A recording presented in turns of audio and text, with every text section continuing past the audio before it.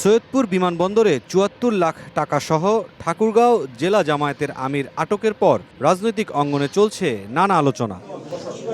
ঘটনাটি গণমাধ্যমে প্রকাশিত হলে জরুরি সংবাদ সম্মেলন করে বিএনপি। দলটির নির্বাচন পরিচালনা কমিটির মুখপাত্র মাহাদি আমিন অভিযোগ করেন, ভোট কারসাজির বিষয়ে বিএনপি শুরু থেকেই সতর্ক করে আসছিল।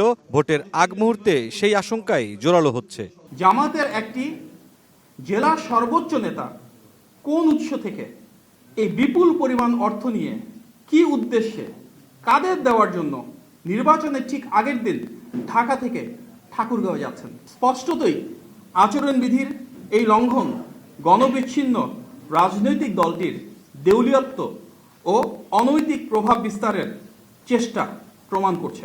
বিএনপির নির্বাচন পরিচালনা কমিটির মুখপাত্র প্রশ্ন তোলেন, ব্যাংক ও আর্থিক লেনদেন সীমিত থাকার সময়ে এত বিপুল অর্থ কোন উৎস থেকে আসছে।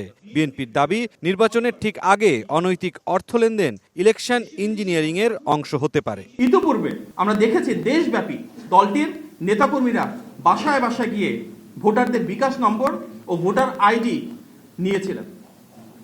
তবে বিকাশ, রকেট বা নগদের মাধ্যমে এভাবে অবৈধ অর্থ প্রেরণ বা জান্নাতের টিকিটের প্রলোভনকে ধর্মপ্রাণ দেশবাসী ইতিমধ্যেই প্রত্যাখ্যান করেছেন। এদিকে বিএনপি মিডিয়া সেলের আহ্বায়ক মওদুদ আলমগীর পাভেল বলেন, অভিযোগের বিষয়টি গুরুত্ব সহকারে তদন্ত হওয়া প্রয়োজন। সৈয়দপুর কাণ্ড, বিমানবন্দর কাণ্ড যেটি হয়েছে সেটি দেশের সর্বত্রই চিত্র হওয়ার আশঙ্কা রয়েছে।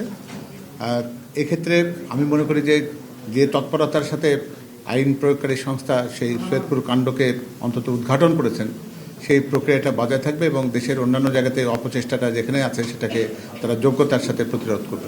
তবে সহিংসতা এড়িয়ে শান্তিপূর্ণ পরিবেশ বজায় রাখার আহ্বানও জানিয়েছে বিএনপি। দলটি নেতাদের প্রত্যাশা, উৎসব মুখর পরিবেশে ভোট সম্পন্ন হবে এবং জনগণের রায় সবাই মেনে নেবে। মুরসালিন হক জুনায়েদ, সময় সংবাদ, ঢাকা।